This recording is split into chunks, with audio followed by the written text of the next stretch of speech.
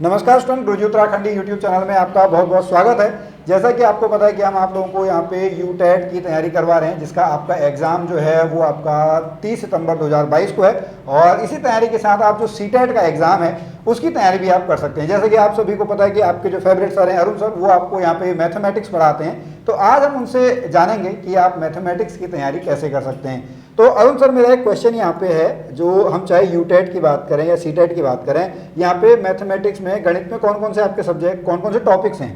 Sir यहाँ पे जो मेनली आप यहाँ पे देखेंगे, चाहे सीटेट की हम बात करें या फिर यूटेट की बात करें, तो यहाँ पे जो आपके कॉमन टॉपिक्स रहते हैं, जैसे नंबर सिस्टम हो गया, फ्रैक्शंस हो गए, एलसीएम हो गया, एचसीएफ हो गया, राइट। तो ऐसी ये छोटे छोटे और भी टॉपिक्स हैं जो आपका सभी इनसे रिलेटेड है, जो कि नंबर सिस्टम का ही पार्ट होंगे। फ्रैक्शन में बहुत सारी चीज़ें आ जाती है, एलसीएम एचसीएम में पूरा आपका वहाँ पे पार्ट कवर हो जाता है। जैसे एलिगेशन के कुछ क्वेश्चन होते हैं, मिश्रण वाले होते हैं, ये क्वेश्चन थोड़ा बच्चों को कंफ्यूज करते हैं यहाँ पे। तो इसमें मतलब ये थोड़ा सा बच्चे को यहाँ पे एक्स्ट्रा यहाँ पे टाइम देना पड़ता है। नहीं तो यहाँ पे जो हमारे और भी टॉपिक्स हैं, जैसे एलसीएम वगैरह मैंने आपको बोला, या और भी मैंने स्टार्टिंग में टॉपिक्स बोले, तो इनको हम थोड़ा सा अगर यहाँ पे कमांड ले आए तो मेनली सब मैं यहाँ पे कहना चाहूँगा, थोड़ा मैथमेटिक्स में क्या रहता है, जो टेबल वाला पोर्शन है वो बहुत ज़्यादा हेल्प करता है। अगर आपका टेबल में आप बहुत ज़्यादा मतलब फास्ट हैं, बहुत पहाड़ी एग्जैक्टली, तो मैं पहाड़ों की बात कर रहा हूँ, तो पहाड़ी अगर आप थोड़ा उसमें करेक्ट हैं, थोड़ा उसमें फास्ट हैं, तो चीज़ें बहुत ज़्यादा आसान हो जाती हैं। जैसे यहाँ पे क्या होता है, अगर मान लो आपको किसी फ्रैक्शन को कट करना है, तो ज़रूरी नहीं है कि हम यहाँ पे जो 20 तक के टेबल्स हैं उन्हीं का यूज़ करेंगे, क्योंकि वहाँ पे बहुत सारी चीज़ें क्या होती है, जैसे 25 आ गया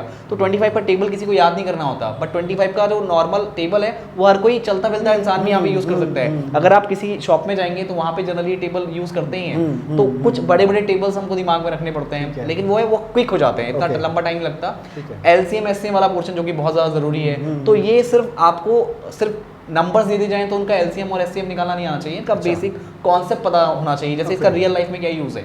तो रियल लाइफ में अगर आप इसको रिलेट कर पाएंगे तो चीज़ें बहुत ज़्यादा आसान हो जाती हैं। तो ऐसी बहुत सारे टॉपिक्स हैं जिनको हम बहुत ईजी वे में बना सकते हैं। और अगर स्टार्टिंग में आप मान लो चीज़ों को करते हो तो हो सकता है आपको टफ लगे, लेकिन जैसा आप उसमें इन्वॉल्व होते जाओगे तो वही आपका जो हार्ड वर्क है वो स्मार्ट वर्क में कन्वर्ट हो जाता है और ट्रिक्स में कन्वर्ट हो जाते हैं, जो कि स्टूडेंट को बहुत ज़्यादा हेल्प करता है। ठीक है, अब हम बात कर रहे हैं यूटेट 1 और यूटेट 2।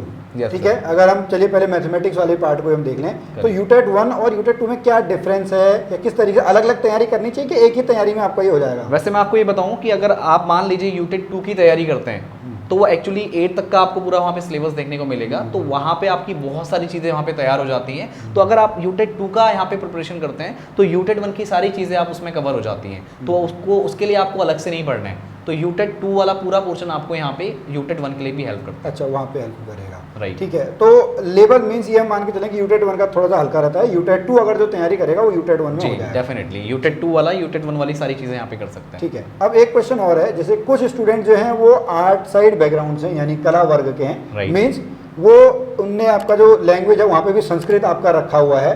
अब उन्होंने मैथमेटिक्स तो पढ़ी नहीं है क्लास 10th के बाद, 10th तक उन्होंने मजबूरी में पढ़ी, बट अब यहाँ पर तो उनको देना ही है। तो वो कैसे अपने को मैनेज करें? देखिए, सबसे पहले तो उनको दिमाग में ये रखना है कि मैथ्स एक हवा है, वो हटा दें। पहली चीज़ तो वही हो जानी है। अगर उन्होंने दिमाग से हटा दिया मैथ्स हुआ नहीं है तो ठीक है, जैसे आप कोई भी नई चीज़ को सीखते हैं तो वैसे ही आपको वहाँ पे मैथ्स को सीखना है, क्योंकि वहाँ पे ज़्यादा बड़ी चीज़ें आपसे नहीं पूछी जा रही हैं, बेसिक चीज़ें। और बेसिक चीज़ों की अगर वहाँ पे बात की जाए तो 1 से लेके 5 तक की चीज़ें आपने पढ़ी हैं, 5 से लेके 8 तक की चीज़ें आपने पढ़ी हैं। हालांकि 8th के बाद आपका यहाँ पे मैथ्स नहीं रहा, तो इसका मतलब ये नहीं है कि आप 1 से लेके 8 तक की मैथ्स भूल जाएंगे। ये हो सकता है कि आप प्रैक्टिस में नहीं है तो आप उसको एकदम से ना कर पाएं। तो उसमें ये रहता है कि हाँ, अगर आप चीज़ें 1 by 1 स्टेप बाय स्टेप पढ़ते हैं, या तो आप खुद से पढ़ सकते हैं तो बहुत अच्छी बात है, और अगर आपको लगता है कि खुद से आप नहीं कर पा रहे हैं, कोई सामने आपको पढ़ाने वाला चाहिए, तो वहाँ से तो बहुत जल्दी आप उन चीज़ों को रिकवर कर सकते हैं। तो ये मैं कहना चाहूँगा उनको कि अगर जो लोग यहाँ पे संस्कृत, जैसे आपने आर्ट साइड बैकग्राउंड की बात की, तो वो अगर खुद से करते हैं तो उनको थोड़ा टाइम लगेगा। तो मैं ये कहना चाहूँगा कि अगर उनको कोई कोचिंग का अगर वो सहारा लें तो वो चीज़ें उनकी वहाँ से बहुत जल्दी रिकवर हो जाएंगी। ओके, चलिए, बहुत बढ़िया। तो स्टूडेंट देखिए, जैसे अरुण सर ने आपको बताया कि आपको पहले तो मैथ्स का डर आपको निकाल देना है, और मैथ्स इसमें 10th से ऊपर की पूछी ही नहीं जानी है। वो आपके क्वेश्चन जो हैं वो आपके जो है 8th से नीचे के या 10 से नीचे के आपके आने हैं। अब अरुण सर, एक क्वेश्चन मेरा और है, जैसे बहुत सारे जो स्टूडेंट हैं, ठीक है, वो अभी कहीं ना कहीं या तो जॉब कर रहे हैं या किसी स्कूल में टीचर हैं, ठीक है, अब उनको इसकी तैयारी करनी है, मैथमेटिक्स की हम पर्टिकुलर सब्जेक्ट की बात करें, बट उनके और सब्जेक्ट भी हैं, पेडागोगी भी है, लैंग्वेज फर्स्ट यानी हिंदी इंग्लिश में से एक होगी, लैंग्वेज 2 भी ऐसी आपकी है। फिर अगर वो फर्स्ट पेपर की तैयारी करते हैं इन्वायरमेंट है, सेकंड पेपर में अगर तैयारी कर रहे हैं तो विज्ञान है। तो वो अपने टाइम को कैसे मैनेज करें और कितना घंटा पढ़ना चाहिए इसके लिए? एग्जैक्टली आपने बहुत सही पॉइंट रखा है सर।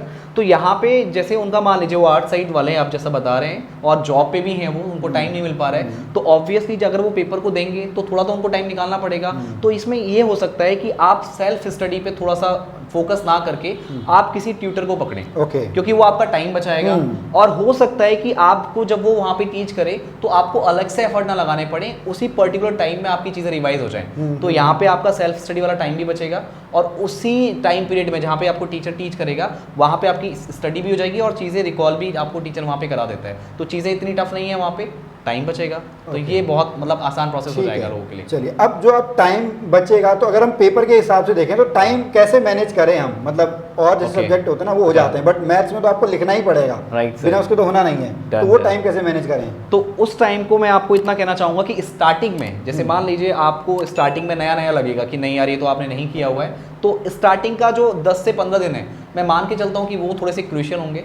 लेकिन धीरे धीरे जब आपको लगेगा कि हाँ चीज़ें बहुत इजी वे में जा रही है, क्योंकि आप ये देखिए चाहिए 1 से लेके 8 तक का, क्योंकि अगर मान लीजिए कोई यहाँ पे हाउस वाइफ हो, मैं मान के चलता हूँ कि अगर यहाँ पे कोई हाउस वाइफ है ऑब्वियसली वो अपने बच्चे को टीच करती होंगी, तो वो चीज़ें उनको वहाँ पे रिकॉल हो जाती हैं। तो अलग आप अपने बच्चे के लिए टाइम निकालते हैं स्टडी के लिए, तो वहाँ पे मैथ्स वाला पोर्शन आपका वहीं पे रिवाइज हो जाता है। तो यहाँ पे आपको अलग से टाइम नहीं निकालना है कि नहीं मुझे 2 घंटा पर्टिकुलर मैथ्स को देना है, ऐसा बिल्कुल भी नहीं है। तो मैथ्स का हुआ मतलब मेन वही चीज़ दिमाग में हुआ है कि मैथ्स में लिखना पड़ता है, तो ये सबके दिमाग में बैठा हुआ है। तो ये चीज़ को उनको दिमाग से निकालना है, तो पहली चीज़ तो उनकी वहीं पे होनी है। ठीक है।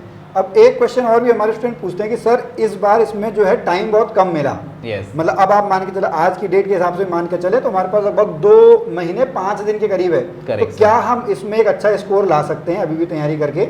जी हाँ बिल्कुल, यहाँ पे सर ने एक बहुत सही क्वेश्चन किया है कि क्या हम इसमें अच्छा स्कोर कर सकते हैं नहीं कर सकते हैं। तो यहाँ पे मैं एक चीज़ कहना चाहूँगा कि अगर आपको मैथ्स से डर लगता है, अगर मैं मैथ्स वाले पर्टिकुलर टॉपिक की बात करूँ तो मैथ्स में हो सकता है आपको थोड़ा सा टाइम लगे चीज़ों को रिकवर करने में, तो आप मैथ्स में जितना टाइम निकाल रहे हैं उसको फिक्स कर लीजिए कि नहीं आपको 1 ही घंटा दे रहे हैं तो 1 ही घंटे में आपको मेहनत ज़्यादा करनी है। तो बाकी की जो सब्जेक्ट्स हैं जिसमें आपको लगता है कि वो आपके अच्छे हैं तो उनको तो आपको प्रॉपर तरीके से तैयार करना ही करना है, क्योंकि जो आपका कट ऑफ बनेगा वो पूरा ऐड करके बनेगा। इंडिविजुअल कट ऑफ इसमें आई डोंट थिंक इंडिविजुअल नहीं है, 90 मार्क्स लाने होते हैं, 90 मार्क्स आपको यहाँ पे स्कोर करना होता है। तो अगर थोड़ा सा अगर आपका मैथ्स में स्कोर कम भी रहता है तो आपका जो यहाँ पे अच्छा पोर्शन है जहाँ पे आप एक्सपर्ट हैं वहाँ पे आप अच्छा यहाँ पे ग्रो कर सकते हैं। लेकिन थोड़ा सा जब आप मैथ्स को लेके चलेंगे तो मैं आपको यकीन दिलाता हूँ कि 15 दिन के बाद आपको मैथ्स बिल्कुल हलवा लगने लगेगी और चीज़ें आपके लिए बिल्कुल आसान होती चली जाएंगी। तो इतना तो आपको अपने ऊपर भरोसा रखना ही पड़ेगा। ओके चलिए, बहुत बढ़िया सर आपने यहाँ पे बताया। अब आपने जैसे बीच में बात करी जो ऐसे स्टूडेंट हैं जिनको एक गाइड की ज़रूरत है, कोचिंग सेंटर की ज़रूरत है, तो आप थोड़ा सा विदासी लर्निंग ऐप के बारे में या जो आप पढ़ा रहे हैं उस कोर्स के बारे में बताएंगे?